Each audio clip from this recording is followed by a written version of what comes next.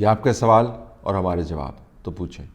طلعت بھائی خیریت، آزاد کشمیر سے ہوں، جمیل عرض کر رہا ہوں۔ میرا سوال یہ ہے کہ جب یہ گورنمنٹ شروع میں آئی تھی تو آپ کا ایک تجزیہ تھا کہ یہ 10 سال کا منصوبہ ہے، اور اس میں کنگ میکرز اور یہ کٹ پتلیاں مل کر 10 سال اس نظام کو چلانے کے لیے ان کی منصوبہ بندی ہے۔ اب جب کہ حالات ایسے ہیں کہ لگتا ہے کہ وہ حکومت آج گئی کل گئی، تو آپ کیا سمجھتے ہیں کہ وہ 10 سالہ منصوبہ ناکام ہو چکا ہے؟ کنگ میکرز کو یا مقتدر جو طبقہ ہے ان کو یہ خیال ہوا ہے کہ جو تجربہ انہوں نے کیا وہ ناکام رہا ہے، اب یہ 10 سال کا جو منصوبہ تھا یہ اب اپنے اختتام کو پہنچ رہا ہے؟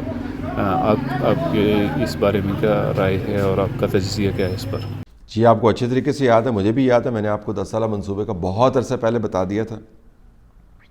10 سالہ منصوبے کی جو بنیاد ہے اس کے بارے میں بھی آپ کو بتا دیا تھا، اور 10 سالہ منصوبے کی بنیاد یہ تھی کہ یہ پہلے 5 سال ہیں بڑے زبردست گزریں گے، 2-3 سال مشکل کے ہوں گے، اور اس کے بعد جو ہے ہم ایک بنیاد فراہم کر دیں گے، اور اس بنیاد کو استعمال کرتے ہوئے ہم یہ دعوے کریں گے کہ ہم نے پاکستان کی قسمت بدل دی۔ ان 2-3 سالوں کے اندر ہم پچھلے سیاست کے تمام نشان مٹانے کی کوشش کریں گے، اور نئے جو ہیں کٹ پتلیاں اپوزیشن کی صورت میں ہم سامنے لے کر آئیں گے۔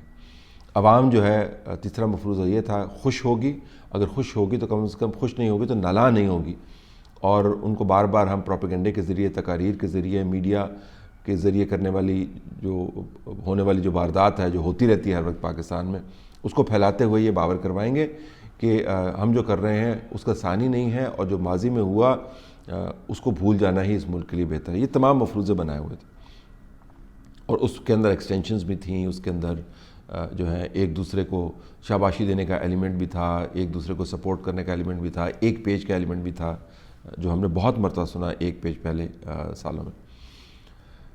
وہ تمام مفروضے دھڑام سے گر گئے، کیونکہ تمام کام کرنے کے لیے آپ کو ایک چیز چاہیے ہوتی ہے، کمپیٹنس۔ آپ کو ایک چیز اور بھی چاہیے ہوتی ہے، فوکس۔ اس کے علاوہ آپ کو چاہیے ہوتی ہے سمجھ بوجھ، اور جس کا بڑا ہم ڈنڈورا پیٹتے ہیں، قیادت، وہ بھی آپ کو چاہیے ہوتی ہے۔ اور قیادت یہ نہیں ہے کہ آپ لوگوں کے سامنے آ کے بڑھ کے ماریں۔ قیادت کا تعلق اس تمام دانشمندی سے ہے جو اجتماعی طور پر بھی آپ کے جو ساتھی ہیں وہ آپ کو فراہم نہیں کر سکتے۔ آپ ان کی رائے سے مستفید ہوتے ہیں، لیکن اپنی دانشمندی کو استعمال کرتے ہوئے تمام معاملات کو طے کرتے ہیں۔ یہ چاروں پانچوں ایلیمنٹس نہیں تھے جی، تو لہٰذا پہلے 3 سال تو جیسے گزرے وہ ایسے گزرے، بنیاد بھی نہ بن پائی۔ تو لہٰذا اب اگلے جو 5 سال ہیں جو اس 10 سالہ منصوبے کا حصہ تھے، ان کے اوپر بہت بڑا سوالیہ نشان ہے، اور لوگوں نے تو پھر گھوم کر جو اس تجربے کو کرنے والے ہیں ان کی طرف توپوں کا رخ کر دیا نا جی۔ تو یہ بڑا مسئلہ ہوا، ہر محلے کے اندر یہی بات ہو رہی ہے کہ جی ان کو لانے والے کون ہیں۔ اب اس میں اگر کانفیڈنس کا فیلئر نہ ہوتا نا جی، تو میرے خیال میں 10 سالہ منصوبہ 15 سالہ منصوبہ بھی بن سکتا تھا، لیکن کانفیڈنس کا فیلئر ہے جی، اور پاکستان چل نہیں رہا، نہ صرف چل نہیں رہا، جمود کا شکار ہے، نہ صرف جمود کا شکار ہے بلکہ ریگریشن ہے اس میں بہت ساری جگہوں پر، اور یہ ریگریشن آپ کو نظر آئے گی جب حالات تبدیل ہوں گے، جب حقائق جو ہیں کلی طور پر اگر نہیں تو زیادہ تعداد میں آپ کے سامنے آئیں گے۔ ابھی تو آپ کو بالکل جو نا ٹپ آف دی آئس برگ پتہ چلتا ہے، چھوٹی چھوٹی چیزیں پتہ چلتی ہیں۔ تو اس وجہ سے حقائق نے اور حالات نے ان کو سمجھایا، ویسے سمجھنے والے نہیں تھے۔ ثناء الرحمان چھینا بول رہا ہوں بکر سے۔ پرائم منسٹر صاحب کا خطاب سن رہا تھا، وہ جتنے معاشی ترقی کے فیکٹس اینڈ فگرز دے رہے تھے، یہ فیکٹس اینڈ فگر ہمیں گراؤنڈ پہ نظر کیوں نہیں آ رہے؟ آپ ذرا بتا سکیں گے کہ یہ فیکٹس اینڈ فگر کہاں تیار ہو رہے ہیں اور پرائم منسٹر صاحب کو کیسے پہنچے ہیں، جو عام لوگوں کو نہیں پتا، جو عام لوگوں تک نہیں پہنچ رہے؟ تو یہ فیکٹس اینڈ فگرز کے بارے میں آپ کچھ رائے دیں گے؟ دیکھیں، فیکٹس اینڈ فگرز میں آپ بحث میں جائیں تو اس کے اوپر بہت ساری بات ہو سکتی ہے۔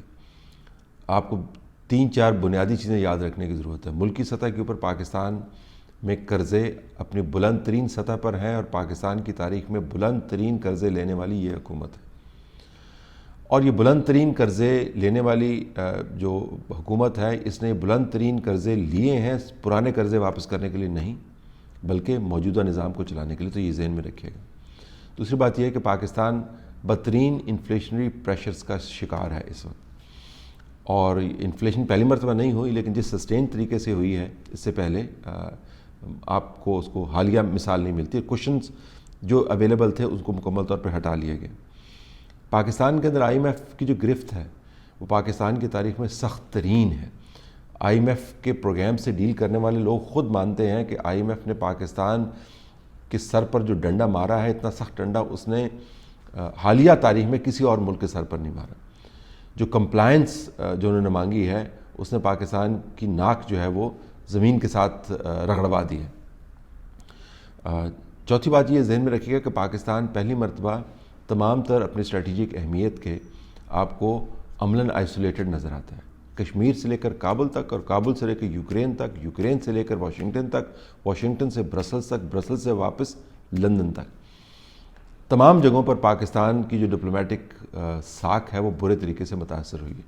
اور سب سے آخر میں یہ بھی یاد رکھیے گا اعداد و شمار کے حوالے سے کہ ان اعداد و شمار پر آپ کو یقین کرنے کی ضرورت نہیں ہے جو میں نے آپ کو دی. جو وزیر اعظم صاحب نے دیے ان اعداد و شمار پر بھی آپ یقین نہ کریں. آپ اپنے حالات خود دیکھ لیں کہ آپ 5 سال پہلے کہاں پہ کھڑے تھے اور اب کہاں پر کھڑے ہیں، اور آپ کو پتہ چل جائے گا کہ اصل اعداد و شمار جو میٹر کرتے ہیں وہ کیا ہیں. سوال یہ ہے جو نظام کے بینیفیشری ہیں وہ اخلاقی ضوابط پر خود سے نظام کیسے چھوڑیں گے؟ آپ کی تقریروں سے، آپ کی باتوں سے، آپ کے ہونے سے، یا آپ کی دوسری چیزوں سے وہ جو ہے اپنی پاور کیوں چھوڑیں گے؟ پاور تو عوام کو خود گین کرنی ہے تھرو اے مورل اتھارٹی. جی، نظام کے جو بینیفیشری ہیں وہ بالکل نہیں چھوڑیں گے. میں تو ہمیشہ سے کہہ رہا ہوں جب سے یہ تمام تجربہ شروع ہوا ہے کہ یہ ایک پاکستان کے اندر ڈھانچے کی خرابی اب ڈیولپ ہو گئی ہے. اس ڈھانچے کی خرابی کے اندر ایک بہت بڑا ویسٹڈ انٹرسٹ ڈیولپ ہو گیا ہے نظام کو ایسے ہی چلانے کا. تو جب تک وہ ویسٹڈ انٹرسٹ جو ہے کسی نہ کسی صورت میں نیوٹرلائز نہیں ہوتا، یا ویسٹڈ انٹرسٹ جو ہے اس کو یہ خود سمجھ نہیں آتی کہ پاکستان کو ایسے اگر چلایا گیا تو حالات مزید خراب ہوں گے، یا مجبوری میں یا دانشمندی کو استعمال کرتے ہوئے اگر نظام کو واپس ان آئینی اقدار کے اوپر استوار نہیں کیا گیا جس کے ذریعے مہذب ملک چلتے ہیں، تو پاکستان کے اندر حالات خراب ہوتے رہیں گے. لیکن فی الحال ڈھانچے کی خرابی ہے اور یہ کسی فرد کی وجہ سے نہیں ہو رہا، افراد اس کو ایگریویٹ کرتے ہیں. تو ڈھانچے کی خرابی میں یہ سب سے بڑی جو خرابی ہے یا جو نشانی جو اس خرابی کی آپ کو نظر آتی ہے وہ یہ ہے کہ یہ ماننا کہ پاکستان کے اندر محض تجربات ہی ہو سکتے ہیں، کہ پاکستان کے اندر عوام کے نمائندگان جو ہیں وہ بالکل فارغ لوگ ہیں، اور جان بوجھ کے ایسے فارغ لوگوں کو سامنے لایا جاتا ہے تاکہ عوام کا تصور جو ہے ان نمائندگان کے بارے میں وہی رہے جو بیان کیا جاتا ہے. اچھے لوگ بھی پاکستان کے اندر عوام کے نمائندگان کی صورت میں، یا پڑھے لکھے لوگ بھی. تو ڈھانچے کی خرابی کا جو یہ عکس ہے اور یہ انداز ہے کہ پاکستان عوام کے نمائندگوں کے ذریعے نہیں چلایا جا سکتا، وہ پاکستان کے گلے میں پڑا ہوا ہے. تو آپ صحیح کہہ رہے ہیں، لیکن میرے خیال میں پاور گیم بھی وہ ہوتی ہے جس کے اندر آپ کو کامیابی ہو رہی ہو. اگر کامیابی یہ ہے کہ ملک کی ایسی کی تیسی ہو رہی ہے تو یہ کیا کامیابی ہے؟ تو میرے خیال میں حالات جو ہیں کچھ سکھا دیں گے، امید تو میں یہی کرتا ہوں. کہ کیا عمران خان توقعات تھے ان پہ پورا اترے ہیں کہ پی کے میں ابھی جو وزیر اعلیٰ اس نے بٹھایا ہوا ہے اس نے اچھا کیا بھی سمجھنا نہیں چاہیے؟ اس کے بارے میں آپ کا کیا رائے ہے؟ جی، کے پی کے لوگوں کو پتہ ہے کہ ان کے ساتھ کیا ہوا. کے پی کے لوگوں نے پھر اس کے اوپر اظہار بھی کیا اور انہوں نے بتایا لوکل باڈیز کے اندر پہلے مرحلے کے اندر کہ ان کی رائے کیا ہے. بڑی دانشمندی کا انہوں نے مظاہرہ کیا.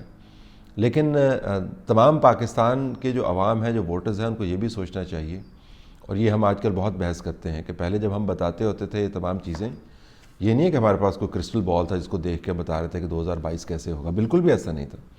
اور یقین مانیں کہ امید ہمیں بھی تھی کہ حالات ممکن ہے بہتر ہو جائیں. اور اگر میں نے بارہا اسٹیج میں کہا کہ اگر حالات بہتر ہو رہے ہیں تو میرا دماغ ہی گھوما ہوا ہوگا کہ بطور تجزیہ نگار یا بطور صحافی ہم آپ کو بتائیں کہ حالات ٹھیک نہیں ہیں.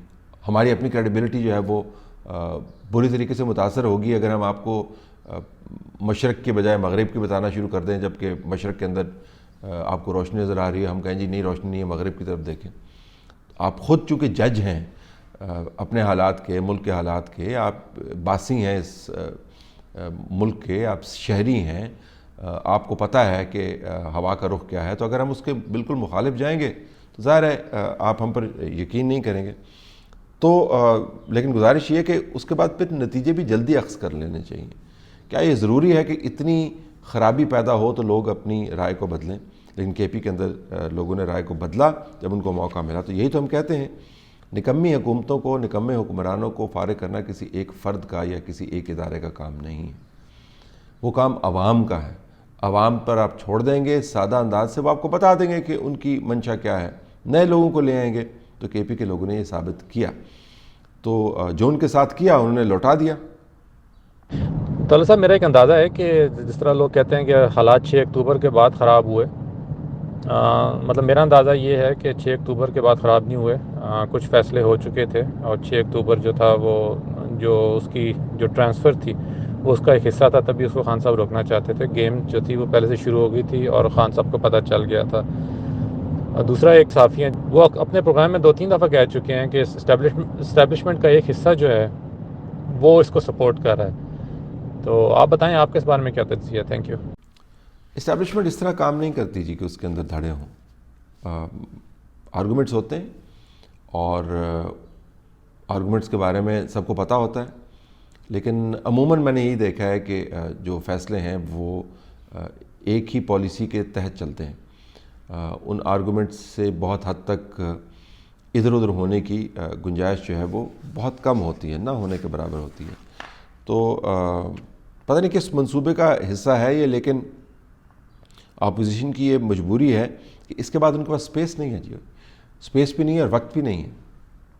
کیلنڈر میں بار بار بتاتا ہوں، اور کیلنڈر تو وہی ہے کہ اس کے بعد رمضان المبارک ہے، پھر عید ہے، پھر آرمی چیف کی اپائنٹمنٹ ہے، اور اس کے بعد اگلے انتخابات کی تیاری ہے. تو پنجاب کے اندر لوکل باڈیز ہیں، اس سے پہلے کے پی کے اندر جو ہے دوسرا مرحلہ ہے لوکل باڈیز کا. تو بہت سارے ایونٹس جو ہیں وہ کمپریس ہوئے ہیں اگلے 6-8 ماہ کے اندر. تو اگر آپ اس زاویے سے دیکھیں تو اگر کوئی منصوبہ تھا تو ظاہر اس نے ساری یہ چیزیں تو نہیں پلان کی ہوں گی نا جی. تو مجھے لگتا یہ ہے کہ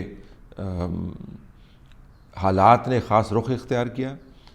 اپوزیشن کے پاس جو کیلنڈر ہے اس میں یہی ڈیٹس بنتی ہیں اپنی موو کرنے کی.